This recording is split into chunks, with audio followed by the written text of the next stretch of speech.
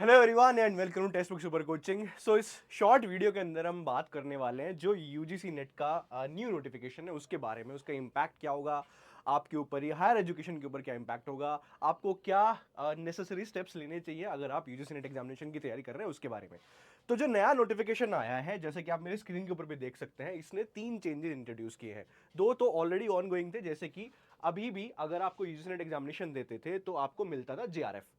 Then दूसरी चीज, assistant professor के लिए एलिजिबिलिटी क्राइटेरिया होता था थ्रू आउट इंडिया। अगर आप यूजीसी नेट एग्जामिनेशन क्वालिफाई करते हैं तो आप एलिजिबल होते थे असिस्टेंट प्रोफेसर के लिए। उसके साथ साथ अगर आपकी हायर कट ऑफ है, अगर आपने एक 0.0 जो 5% क्राइटेरिया है, अगर उसके अंदर आप फॉल करते हैं, टॉप के स्टूडेंट्स बनते हैं, तो आपको जेआरएफ भी मिलता है। 6% वाले स्टूडेंट्स को मिलता है तो असिस्टेंट प्रोफेसर।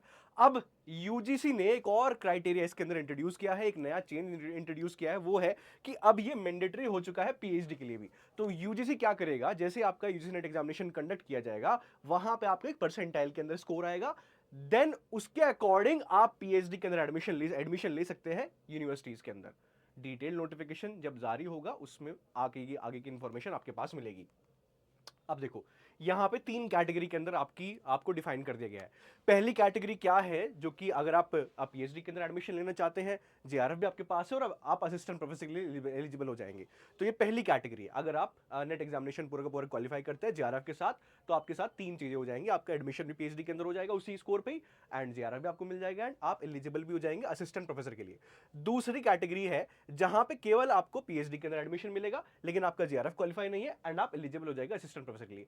तीसरी कैटेगरी, आपके पास जेआरएफ नहीं है एंड आपके पास आपने नेट भी क्वालिफाई नहीं किया, लेकिन आप उस स्कोर पे पीएचडी के अंदर एडमिशन ले सकते हैं। तो ये तीसरा चेंज जो है, मोस्ट इंपॉर्टेंट चेंज यहां पे इंट्रोड्यूस हुआ है पीएचडी वाला।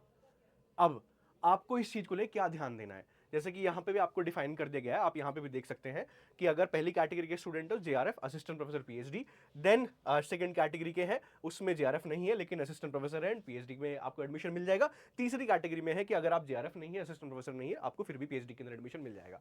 अब इसका इंपैक्ट क्या है, इसकी रेलेवेंस क्या है, आपको ये पता होना चाहिए कि अब यूजीसी नेट की रेलेवेंस क्या हो चुकी है। तो एक ऑल इंडिया एग्जामिनेशन बन चुका है, यानी कि इसी के थ्रू ही आपका लेक्चरशिप भी मिलेगा, असिस्टेंट प्रोफेसरशिप मिलेगा थ्रू आउट इंडिया, आप एलिजिबल हो जाएंगे। इसी से ही आपको जेआरएफ भी मिलेगा, एंड इसी से ही आपको पीएचडी के अंदर भी एडमिशन मिलेगा। तो ये एक एग्जामिनेशन हो चुका है हायर एजुकेशन का। वन नेशन वन इलेक्शन, आपने कॉन्सेप्ट तो ये समझे हुए हैं। वन और भी बहुत सारे कॉन्सेप्ट इसी के अराउंड ही, one nation one election one nation, बहुत सारी चीजें इसके अराउंड ही रिवॉल्व कर रही है। तो ये कि one nation one exam higher education के लिए इंट्रोड्यूस करने की कोशिश की गई है यूजीसी के द्वारा, जिसमें आप देख सकते हैं कि एक ही एग्जाम से आप एलिजिबल भी हो जाएंगे असिस्टेंट प्रोफेसर के लिए भी, एक ही एग्जाम से आप जेआरएफ भी ले सकते हैं, एंड एक ही एग्जाम से आप पीएचडी के अंदर भी एडमिशन ले सकते हैं। इसके अंदर एक और चीज है, अगर आप पीएचडी के अंदर एडमिशन लेते हैं तो 70% जो क्राइटेरिया है, 70% वेटेज लिया जाएगा इस एग्जामिनेशन का, एंड 30% आपका होगा जो आपका वाइवा वाइवा होगा, ठीक है, जिसके अंदर आपका इंटरव्यू होगा एंड बाकी का रिसर्च प्रपोजल वहां पे देखा जाएगा। लेकिन 70% जो आपका इसी से लिया जाएगा। ओके, अब देखिए यहाँ पे मोस्ट इंपॉर्टेंट चीज क्या है कि अगर आप हायर एजुकेशन के अंदर अपना करियर बनाना चाह रहे हैं, तो अभी आप यूजीसी नेट एग्जामिनेशन को एज अ सेकेंडरी ऑप्शन नहीं देख सकते, आपको एज अ प्राइमरी ऑप्शन ही देखना पड़ेगा अगर आप हायर एजुकेशन के अंदर अपना करियर बनाना चाहते हैं। क्योंकि पीएचडी से भी आपका इसी के अंदर एडमिशन हो रहा है, जेआरएफ भी यहीं पे मिल रहा है आपको स्कॉलरशिप, एंड लेक्चरशिप के लिए भी आप यहीं से एलिजिबल हो रहे हैं। तो आप इसको एज अ सेकेंडरी ऑप्शन नहीं देख सकते हैं, आपको डेडिकेट होके 5-6 महीने लग के इसकी तैयारी करनी पड़ेगी। तो अगर आप फ्रेशर हैं, मान लीजिए अगर आपने अभी मास्टर्स के अंदर एडमिशन लिया है, तो प्लीज मेक श्योर कि आप अगर दिसंबर को टारगेट कर रहे हैं तो अभी से प्रिपरेशन करना शुरू कर दीजिए, क्योंकि पीएचडी इस एग्जामिनेशन के बिना अब नहीं हो सकती है। जेआरएफ नहीं मिलेगा, लेक्चरशिप के लिए भी एलिजिबल नहीं होंगे। तो तैयारी करना शुरू कर दो, ये आपके लिए एक अच्छी अपॉर्चुनिटी भी है कि एक एग्जामिनेशन के थ्रू आपको सारी की सारी चीजें मिल जाएंगी, और एक फायदा भी है कि आपको मल्टीपल एग्जामिनेशन सब देने की जरूरत नहीं पड़ेगी। आप अलग अलग जो एग्जामिनेशन आप देते थे, जैसे कि किसी स्टेट का में भी अभी वो भी हमें चेक करना पड़ेगा कि स्टेट वाइज जो यूनिवर्सिटीज होती है उनका क्या होगा। ओके, तो एक ही एग्जामिनेशन के थ्रू सारी की सारी चीजें आपका यहाँ पे सॉर्ट आउट हो जाएगी। स्टेट वाला अभी हमें चेक करना पड़ेगा कि स्टेट के अंदर जो यूनिवर्सिटीज हैं, जैसे मान लीजिए किसी भी स्टेट के अंदर जो स्टेट यूनिवर्सिटी होती है, क्या वो भी पीएचडी का एडमिशन इसी के एग्जाम के बेसिस पर कराएंगे, या वो अपने सेपरेट एग्जामिनेशन कंडक्ट करेंगे, उसके लिए हमें थोड़ा वेट करना पड़ेगा। लेकिन जो सेंट्रल यूनिवर्सिटीज है उसका आपका एक ही एंट्रेंस टेस्ट होगा जो यूजीसी नेट का होगा, और उसी से आपका एडमिशन होगा हर जगह। सो प्लीज मेक श्योर कि 6 महीने इस एग्जामिनेशन को जरूर दे, अच्छे प्रिपरेशन करें।